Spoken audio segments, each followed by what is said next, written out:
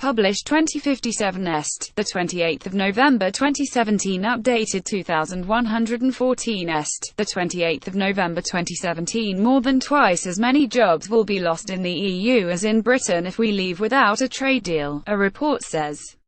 About 1.2 million jobs would vanish in the remaining 27 EU countries after a hard Brexit, with nearly 530,000 axed here. The findings were seized on as evidence that it was in the interests of both the UK and Europe to strike a deal. About 1.2 million jobs would vanish in the remaining 27 EU countries after a hard Brexit, with nearly 530,000 axed. A report by the Centre for Economic Policy Research (CEPR) warned of more than 290,000 job losses in Germany and approximately 140,000 in each of France and Italy. But the Republic of Ireland would be worst hit relatively, as more than 50,000 jobs could be lost, more than 2.5% of the workforce. The report said the EU27 stands to lose considerably more than previously thought. Campaigners accused Brussels negotiators of putting more than 1 million jobs at risk across Europe by refusing to open trade talks. Former Labour MP Casella Stewart, chairman of the Change Britain Pressure Group, said with the EU in the midst of a youth unemployment crisis, it would be irresponsible for politicians in Brussels to refuse a deal which could then see over 1 million jobs lost in Europe. It's yet further evidence why it's in the EU's interests to strike a trade deal with the UK. Any attempts to delay trade talks will only be to the detriment of EU businesses. The report warned that Irish and Spanish farmers would suffer from a hard Brexit alongside the German car industry and businesses across France and Italy and beyond. The findings were seized on as evidence that it was in the interests of both the UK and Europe to strike a deal.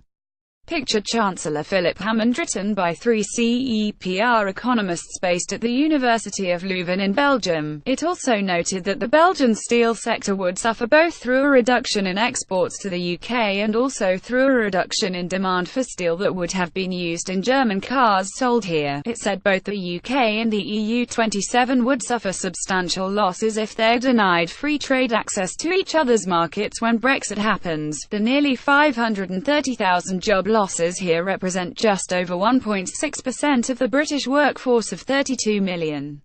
The 1.2 million losses in the EU account for around 0.6% of those in work across the other 27 members of the bloc.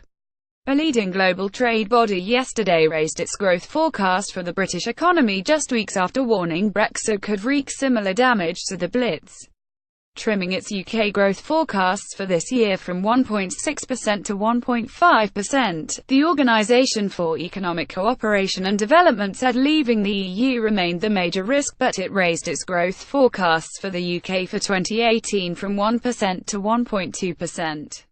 Just 6 weeks ago, the Paris-based group said the Blitz spirit would be needed for the UK to withstand departure from the EU. Speaking at the time, OECD Secretary-General Angel Gurria said, "What was that thing that Churchill said? Stay calm and carry on.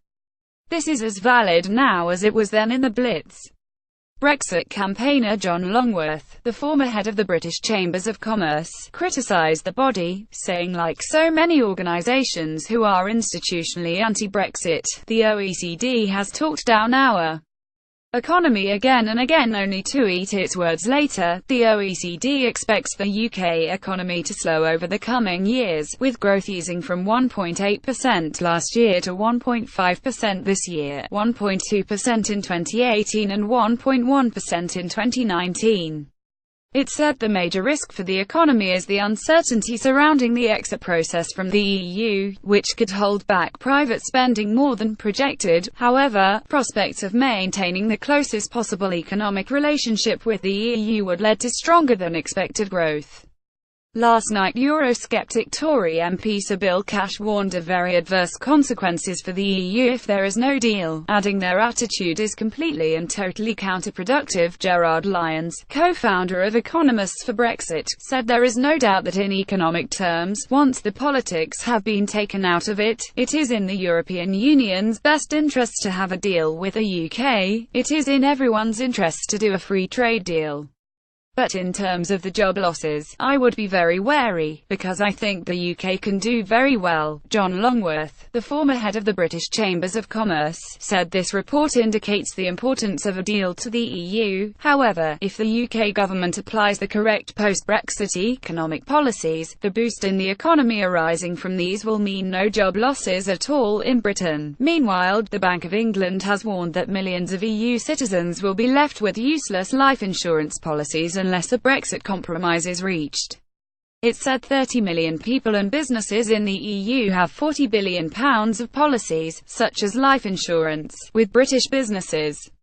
These will stop being valid unless the EU writes a law allowing them to continue. About 6 million Britons have policies worth £20 billion with insurers across the Channel, and Parliament will need to pass a law here to avoid disruption.